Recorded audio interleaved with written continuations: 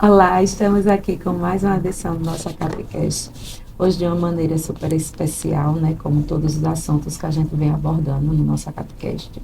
Estou aqui com o nosso vice, Fábio, que hoje a gente vai bater um bate-papo bem atualizado e bem polêmico, e mais justo que está aqui com duas doutoras, doutora Quilma Galindo, Carla, seja muito bem-vinda. Elas vão falar um pouquinho da nova CLT, né, da Convenção do Comércio de Caruaru, que está uma revolução, e mais justo que duas super expertas, né, Fábio, para nos mostrar, esclarecer. E também a gente vem falando também da NR1, que é um tema que a gente já tem abordado bastante, mas ainda gera muita confusão, muitas dúvidas, muitos conflitos. Então, hoje eu e Fábio, a gente vai ser ouvintes também, né, Fábio? É verdade. E vamos explorar aí as doutoras que estão aqui de boa vontade para nos esclarecer e contribuir com os nossos associados, né, Fábio? Exatamente, Sheila. Então, para começar, né, vamos direto começar um pouquinho, querendo saber um pouquinho da história das doutoras, né? Doutora Carla e doutora Quilma. O que é que despertou? Qual foi o que interessou em vocês em começar a fazer o direito? Explica um pouquinho para a gente como é que despertou essa vontade em vocês de veredar para o direito, vamos dizer assim. Tá certo, Carla. Bem, do direito surgiu para mim, acho, de uma experiência de cartório. Eu nem imaginava fazer curso de direito. Meu pai queria que eu fosse médica, na área de saúde. Bem parecido com o Bem direito. parecido. Mas acho que depois que eu comecei a trabalhar também no cartório de registro de imóveis aqui em Caruaru, isso começou a despertar em mim também o interesse em observar mais a legislação, as normas que norteiam também a parte do registro, a Constituição Federal, que é a base. E fiquei com um viés acadêmico, porque também meu pai, que queria que eu fosse médica, sempre foi professor. E isso despertou a vontade de dar aula. Comecei um curso de letras para dar aula, mas não vi que não dava para progredir na carreira profissional, e o direito, como já tinha esse viés também do cartório e da sala de aula, agora nada melhor do que unir a docência com um curso que eu poderia projetar aí a vida profissional. Então o direito surgiu não de ser advogada como eu sou hoje já há 20 anos, mas também com um olhar acadêmico. Então hoje eu foco muito na visão acadêmica, na consultoria, nas palestras, na sala de aula, continuo dando aula como professora, e aí o direito entrou com essas possibilidades imensas que eu amo e sou apaixonada. E a senhora, doutora Carla? Bem, bom dia Sheila, bom dia Fábio, agradecer o convite da ACAP de estarmos aqui conversando sobre assuntos do cotidiano, né, mas não deixam de ser polêmicos, e parabenizá-los pela iniciativa, né, porque a gente precisa gerar informação, o senso crítico para que a gente saiba articular, né, e gere repertório. E para vocês, né, da área de contabilidade, nossa região é muito importante a informação. Então, minha trajetória foi bem parecida, assim como minha colega, que, por sinal, somos colegas de curso e do mesmo ano. Inclusive, a gente entrou no mesmo ano, terminou no mesmo ano, estudamos juntas para os famosos exames da ordem, mas minha história foi bem parecida. Acho que todo jovem ali da década de 90, o pai e a mãe pensavam logo medicina, né?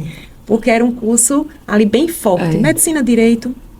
E lá em casa também todo mundo pensava que eu ia enveredar para a saúde, mas eu acho que a veia sempre foi de humanas. Desde da escola eu tinha ali as habilidades com história, com português, e era muito crítica, né? Esse senso crítico me acompanhou durante minha vida estudantil. Então eu fazia teste vocacional e dava sempre direito, administração, RH, economia. E assim como familiares, meu pai também fez direito, eu acho que fui seguindo o caminho. E por ser caruaruense, a gente tinha naquela época, né, a tradição de faculdade de direito. Então, fui para essa área. Já no ambiente empresarial, ele veio depois. Na verdade, eu ocupei uma disciplina, me tornei professora, e a minha disciplina base é direito empresarial. E aí eu segui, fiz gestão empresarial no mestrado, e hoje eu trabalho com oficinas, com essa parte também, auxiliando nas consultorias para a gente informar as empresas, os colaboradores, né, e trazer um ambiente gestacional ali, né, que gere a empresa com convívio de acordo com o que a legislação pede, mas sem sentir, né, algo automático. Então, hoje a gente está aqui, né, para conversar. Então, vamos explorar o tema do podcast, né? Perguntar para a doutora Quilma, o que motivou, né, nessa CCT deste ano, essa mudança, né, a extinção do antigo abono salarial e com a inclusão, né, ou substituição, podemos dizer assim, para o Vale Alimentação. Explica um pouquinho, porque gera muita dúvida isso e está gerando muita discussão entre os empresários da região, né, que fazem parte da categoria aqui na nossa cidade, no caso Caruaru. Explica um pouquinho o porquê saiu o abono e justificar essa saída, né? Isso mesmo, Fábio. Esse ponto é muito importante porque estamos aqui com contadores, empresários que precisam dessa informação, e no sindicato a gente precisa entender que as normas coletivas surgem para equilibrar os direitos dos empregados e dos empregadores. Se não existissem os sindicatos, as normas seriam aquelas normas básicas, né, da Constituição Federal, Sim. CLT, e nada melhor do que empregados e empregadores poderem negociar normas que são específicas para a sua categoria. Então, essa é a finalidade principal de negociarmos anualmente essas convenções coletivas. E essa negociação coletiva, ela sempre parte de uma análise prévia de pontos que a categoria vai se adaptando, vão verificando que não se adequa, que são questões mais específicas para o setor. Aqui em Caruaru, por exemplo, a norma coletiva é do comércio, porque eu negocio outras categorias também, como supermercados, serviços, mas a do comércio varejista foi uma das mais polêmicas, porque na análise prévia, que é sempre feita, a gente faz uma análise jurídica, faz uma análise do setor, no aspecto econômico também, político, foi verificado que o abono normativo, como ele é pago em espécie junto com o salário, isso pode gerar passivo trabalhista. Então, diante de um risco, até porque, como advogada trabalhista para empresas, a gente visualiza muito a questão do risco para a empresa, também foi verificado isso para o sindicato. Então, o risco de incluir uma verba com natureza salarial, tem natureza indenizatória, porque abono na CLT não é salário, mas como é pago em espécie e como compõe o complexo remuneratório, é a possibilidade de risco de questionamento que esse valor tivesse outras repercussões. Os empregados, só para finalizar, eles conquistam vários direitos. Então, tem a questão do ajuda e custo em domingos e feriados, alguns repousos. Então, tem vários benefícios que são conquistados. Os empresários negociaram essa parcela salarial do abono para não ter incidência e ter uma natureza indenizatória e compor aí toda a remuneração. E aí, nada melhor do que substituir uma verba que poderia gerar um passivo trabalhista por uma, que é o Vale Alimentação, que não vai gerar, já que a empresa pode incluir no PAT, que tem toda a legislação própria e dá uma segurança jurídica maior. Eu ia pedir para a senhora explicar um pouco, só resumindo, o que seria um passivo trabalhista, para que o empresário lá da ponta, que possivelmente vai estar nos assistindo, ele entenda o que seria esse passivo trabalhista. Perfeito. E aí, reforçando o meu histórico também na parte trabalhista empresarial, a gente percebe que não adianta o advogado focar só na legislação. A gente tem que ter uma visão do contexto empresarial completo, no aspecto sociológico, no aspecto político, econômico e nas estratégias da empresa, que muitas vezes a gente identifica com a missão, visão, valores da empresa. A partir daí, você consegue identificar como é o comportamento daquela empresa e dos trabalhadores. Existem atividades empresariais que, infelizmente, aqui na nossa região ainda existe muita informalidade, e diante dessas informalidades a gente vai enquadrando no risco de demandas judiciais, fiscalizações do Ministério do Trabalho e ações do Ministério Público do Trabalho. Então, todas essas violações legais podem gerar um risco para a atividade empresarial. E como eu também visualizo a parte da gestão dos processos de pessoas, desde a admissão até a extinção contratual, cada processo pode ter um risco específico. E esses riscos, por exemplo, pagar um valor de comissão por fora, não está lá incluído no contra-cheque. Isso gera um risco de uma demanda judicial, que a gente chama de passivo nesse aspecto trabalhista judicial, que pode gerar valores que podem ser pagos a mais, indenizações por danos quaisquer que venham a ser fixados pela Justiça do Trabalho, repercussões.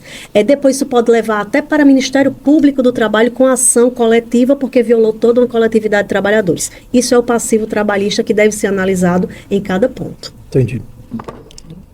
Para a doutora Carla. E, doutora Carla, na sua visão aí, quando o empresário hoje, ele conta com o quadro financeiro, né, que está super apertado, ajustado. A gente sabe que o comércio varejista, ele vem sofrendo uma mudança radical. E no meio, quando a gente vem com essas informações, com essas mudanças, com essas diferenças, porque a gente tem 6 meses aí, eles também não entendem, né, Fábio, essa questão, porque passou 6 meses e eles só têm 2 meses para fazer esse tipo de regularização. Então, juridicamente, esse prazo que é dado, ele poderia ser estendido? Tem algumas empresas que a gente sabe que tem caixa para isso, e tem empresas que não tem. E não é a questão que ele não vai querer pagar, mas ao mesmo tempo, no momento que ele negocia com o funcionário, disso ser parcelado mais para frente, ele está passivo de um processo. E teria alguma solução, e juridicamente, já que vocês estão aí nessa demanda, o que é que poderia a gente orientar nesse termo? E por que não ter uma extensão de um prazo maior quando é feito esse processo? Eu vou passar para Kilma, minha colega, porque como ela faz essa parte da advocacia, ela vai ter mais propriedade, Isso. né? Responder. Carla vai tratar daqui a pouquinho de um problema também que gera um risco é o próximo assunto que a gente vai entrar. Mas ainda com relação a esse prazo da negociação coletiva, é porque quando existem sindicatos que negociam essa norma coletiva, existe uma data que a gente chama de data base. Então, por exemplo, comércio varejista... É janeiro, né? É janeiro. Supermercados é junho. Serviços, setembro. E cada categoria tem sua data base. Então, é importante que todas as empresas, os contadores, sempre observem qual é a atividade final da empresa, a atividade principal, que isso vai estar no KNAI. Exato. A partir desse KNAI, se identifica a categoria que representa os empregados e as empresas. Lembrando que os empregados são representados pelo KNAI da empresa. Exato. Se o empresário identifica o KNAI principal, os empregados são representados. E essa database é o momento em que os sindicatos negociam, podendo fixar essa data até de forma retroativa. Como no comércio varejista, a database é janeiro, tudo que vai sendo negociado, os sindicatos negociam que, se houver qualquer norma a ser aplicada, vai retroagir para janeiro. Então, assim, estrategicamente, é interessante que os empresários se programem, porque, em regra, naquela database vão ter alterações, modificações, buscar informação com o seu contador, com o jurídico, com o sindicato, porque na hora que a norma sai, o retroativo não tem como se isentar de cumprir a norma.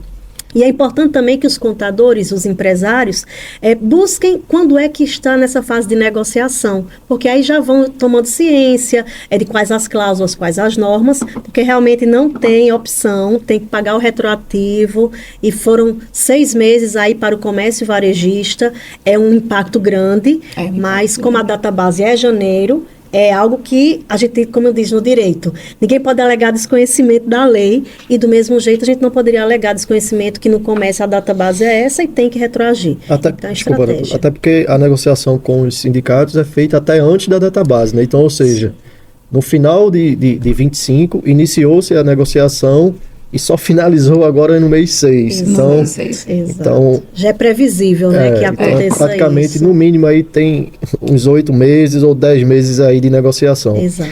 Então, doutora Carla, agora a gente vai entrar no seu assunto, que é sobre a NR1, né, que traz uma responsabilidade imensa, né. Eu, particularmente, como empresário, acho que transferiu a responsabilidade que em tese deveria ser do governo para os empresários. A gente sabe que depois da pandemia teve um desafio, um aumento muito grande de questões de saúde mental, né? Tenta nos explicar um pouquinho o motivo... Esse motivo de transferência, né? de surgimento dessa responsabilidade da NR1, quais são as consequências, até para o empresário fique atento, ele não está fazendo valer, vamos dizer assim, a obrigação de aplicar essa regra. Perfeito. novamente agradecer a oportunidade de falar sobre esse tema, principalmente para a nossa região. Por quê? Porque é uma região que nasceu de feira, e feira não se tem a paciência, né, de analisar o jurídico. Então faz toda a diferença quando o ambiente empresarial é bem assessorado juridicamente, na parte contábil. Por quê? Porque vocês são os profissionais que vão orientando o pré, para que ninguém seja pego de surpresa, Exato. como a gente vê, né, todo esse turbilhão.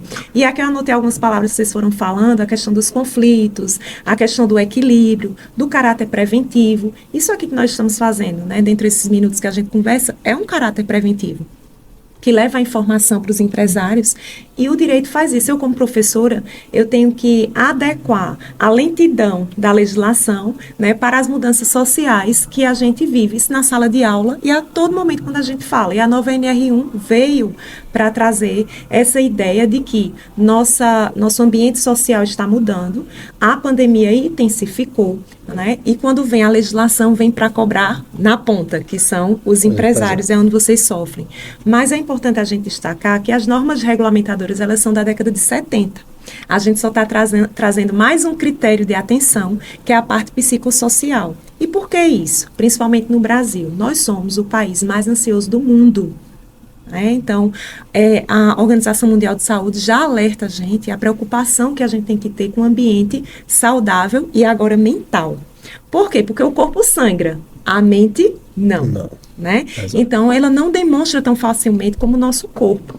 Por isso, vem aquela questão do preconceito, do vitimismo, não dá para resolver de outra forma, então a gente não levava com tanta seriedade. Infelizmente, tem que vir a legislação para exigir da gente, tal qual como aconteceu com a lei seca, por exemplo. Todo mundo sabia que não pode dirigir depois de ter ingerido bebida alcoólica, mas a gente era recorrente. Então, os índices da ponta mostram a necessidade da mudança. Então, diante de um país mais ansioso do mundo, pós-pandemia, a gente intensificou. E eu fiz um cálculo, sou da área de humanas, como eu falei, mas eu fiz um cálculo ali bem grosseiro, precisaria de um estatístico, mas eu cheguei ao número de que a gente passa 10 anos da nossa vida trabalhando 24 horas por dia. Então, é como se em 10 anos a gente levantasse e saísse em disparado trabalhando, só fosse parar no outro dia, que seria igual. 10 anos. Né? Então, a gente tem um desgaste muito grande. Isso é histórico. Então, o direito do trabalho passou por isso. Desde o período pré-moderno, né, ali há 2 séculos, a gente explorava muito o ambiente trabalhista. Aí a gente evolui para a Organização Internacional do Trabalho, que já deu uma... Olha, a gente precisa estar atento, criança não pode trabalhar. Sim. Olha as horas do trabalho. Então, a gente já deu uma evoluída. E no Brasil, na década de 40, veio a CLT, que em 2016/17 a gente teve a reforma novamente. Então, são muitas reformas e para o direito em um curto espaço de tempo, né? Então, chegou o momento agora mental, porque é mundial. Eu gosto de estudar um psicólogo chamado Daniel Goleman, que ele diz que hoje o ser humano ele tem que estar preocupado com 3 focos. Então, ele se chama triplo foco. Você, que a gente tem que estar bem.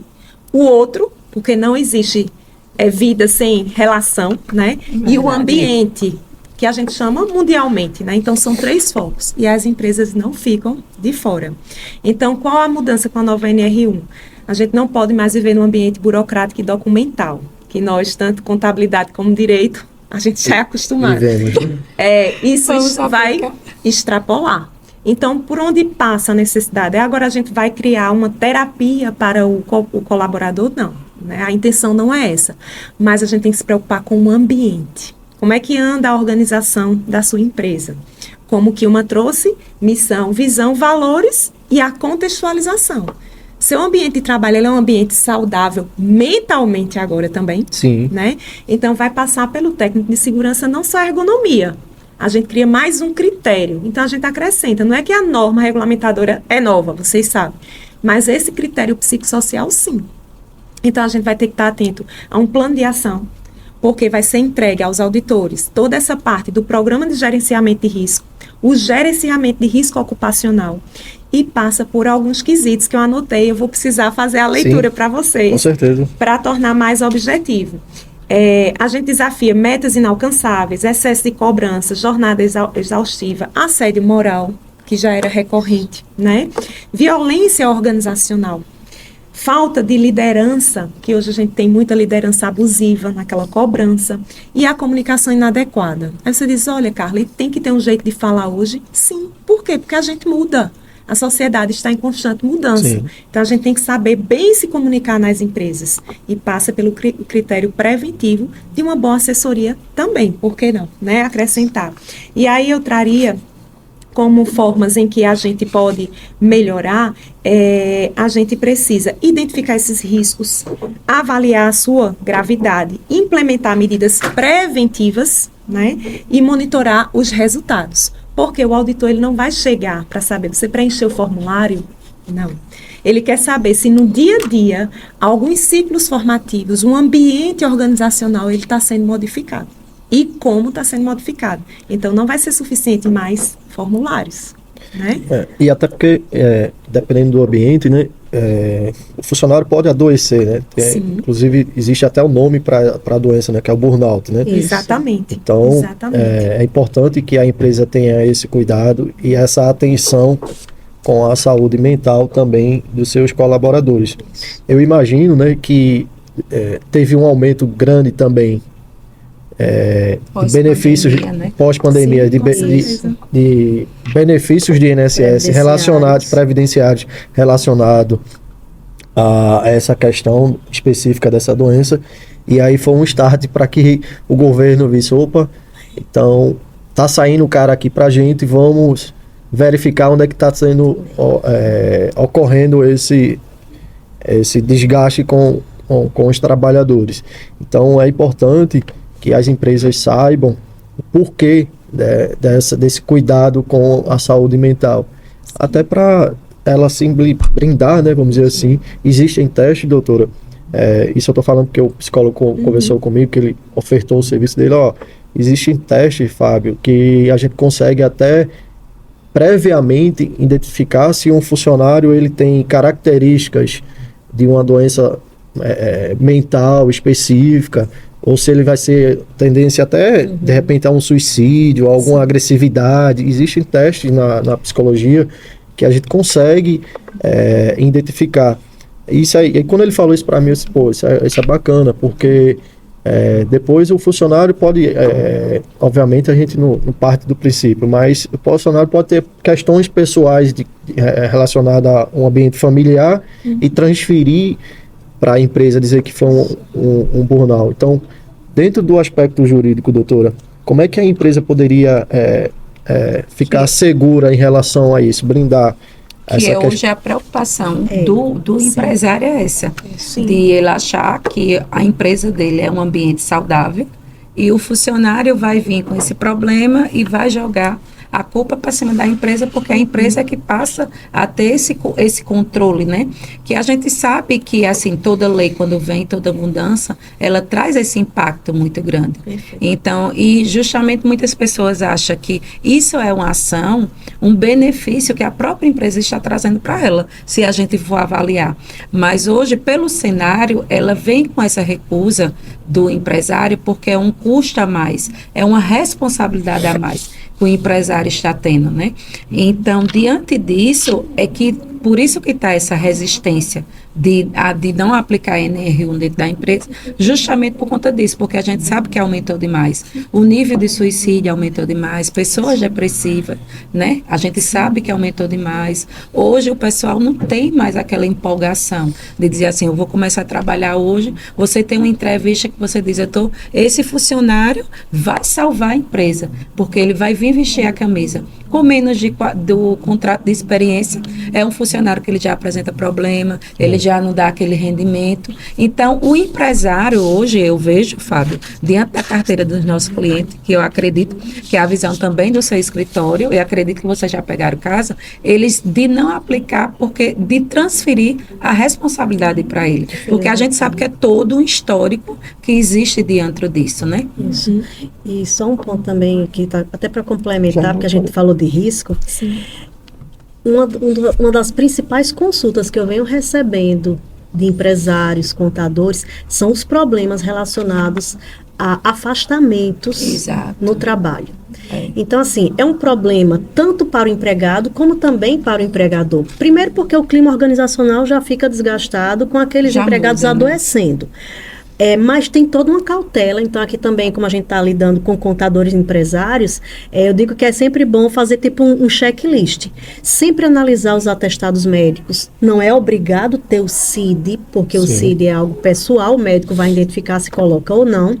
Mas os empregados estão trazendo esses afastamentos frequentemente, qual é o tipo de problema que ele tem, é psicológico ou não. Observar esses afastamentos, são gestão de afastamentos que a empresa pode fazer, uma assessoria jurídica, a contabilidade na gestão. Observar, porque o número está aumentando. Lembrando também que no judiciário existe um número alto de demandas que tem que passar por uma perícia técnica para constatar. Até tem uma lei previdenciária e determina o que é doença ocupacional, porque a síndrome de burnout entrou como rol de doença psicológica, e o profissional médico, psiquiatra normalmente, na Justiça do Trabalho, é quem vai fazer a perícia e constatar o histórico. Né? Nem sempre consegue identificar o próprio ambiente de trabalho, por isso é tão importante ter os programas de gerenciamento de risco, hoje é o PGR, o PCMSO, né, de programas de saúde e segurança no trabalho, todos, incluindo também essa avaliação psicossocial, não importa o número de empregados, todas as empresas são obrigadas. E lembrando também que a polêmica no judiciário ainda é enorme. Em São Paulo tivemos a suspensão da aplicação de multas para fiscalização por causa desses programas fixados com o aspecto psicossocial. Mas não é por isso que a gente vai deixar de aplicar. Né? Mas lembrando que ainda há uma discussão, o STF hoje vem suspendendo vários tópicos da NR1. Então, o que é que o empresário hoje, os contadores, junto com o apoio jurídico contábil, deve fazer? Checklist. Analisar o clima organizacional, se possível, ter análise psicológica, um profissional qualificado para fazer treinamentos. É bom também unir o formalismo documentando tudo, a ata de reunião, se tiver CIPA, se tiver profissional na área de saúde e segurança no trabalho, analisar os atestados médicos, os motivos, encaminhar o trabalhador para uma assistência complementar, se for o caso psicológica, por conta dos afastamentos, e buscar sempre a orientação jurídica, contábil, para evitar o passivo trabalhista. Perfeito. Eu complementaria rapidinho, Fábio. Nós brasileiros, a gente tem essa tendência do última hora, né? Então, já que a gente já enxerga essa tendência, que é mundial, inclusive, mudanças de escala de horário, né? Olhando mais para o ser, porque esse é um movimento do direito em si, né? A gente tem observado que era extremamente materialista, patrimonialista, a gente está olhando para o sujeito, a gente tem diversas mudanças na nossa lei que a gente quer saber da felicidade do sujeito, e não o que ele tem propriamente. Então, é uma mudança geral. Não tem como correr. Então, embora tenha a suspensão, é necessário investir no caráter preventivo. E contínuo. Não é, a gente fez um ciclo formativo no início do ano. A gente faz um perto de dezembro, onde a gente traz essa carga emotiva para o ambiente empresarial. É contínuo. Porque isso ele precisa responder quando ele for fiscalizado. Né? De quanto tempo tem? Você viu mudança ou não? Então, se a gente enxerga a necessidade, começar o quanto antes. E a prevenção é o segredo. É um tema que assim, tem muito o que se conversar, né? A gente tem pouco tempo, né? E também, assim, quando se gravar uma coisa muito extensa, pega. Mas aí fica aí o convite para vocês voltar conosco, porque a gente só fez uma introdução. E aí a gente vai com o tempo aí bem extenso. Mas aí eu vou remarcar para trazer vocês novamente, para a gente fez essa introdução e vocês trazessem para a gente também exemplos na prática, o que é que pode ser feito, porque como é uma mudança, que não é uma mudança que o empresário está passando a se adaptar, que é uma coisa que está lá, guardadinha, e que hoje a gente precisa ser uma área trabalhada, igual é hoje a questão da convenção, de mudança, né, que é obrigatório fardamento, horário. Então, a NR1, eu vejo que é uma coisa, como a doutora mesmo falou, que ela tem que ser contínua, né? Porque justamente a gente está falando do sujeito, né? E eu acredito que no ambiente que a gente está, se todos estamos saudáveis, todos estamos bem, então a tendência é que a sua empresa também, ela vai estar bem, ela vai conseguir as metas, né? Resultados, né? Então, a gente precisa desse trabalho, né? A gente diz que a gente, contador, passa a ser educativo também. A gente também está implementando todas essas mudanças, não só é o empresário, a gente também somos empresário, e a gente está sentindo também esse impacto, né, Fábio? É verdade. Então, mais uma vez, agradecer a participação de doutora Kilma e doutora Carla, e já deixar aqui firmado o nosso próximo encontro, certo? E muitíssimo obrigado. Eu que agradeço também, mas parabenizar mais uma vez Sheila, Fábio, todos os contadores, porque a associação, a ACAP, tem esse diferencial, né, de passar essas orientações para a classe contábil, a classe empresarial e como um todo, né? Todas as pessoas terminam desfrutando desse aprendizado. Então, fica aí o compromisso. Eu agradeço bastante o convite, fico à disposição quando precisarem, para esses diversos temas, que acho que essa é a nossa missão, evitar passivo trabalhista, trabalhar no preventivo, dialogar sempre. Então, que bom que estamos aqui finalizando, mas fica aí a dica para o próximo capítulo. Eu também agradeço a Kilma por ter apresentado a ACAP, né, por ter me trazido também em parceria e confiança, e obrigada a vocês, Fábio, né, Sheila, pela oportunidade, pelo ambiente acolhedor e também incentivar, né, porque a gente só sabe debater o que a gente estuda, o que a gente procura se informar, né, então passa por um critério precedente mesmo para que a gente saiba bem aplicar. Então, muito obrigada e parabéns. Obrigada.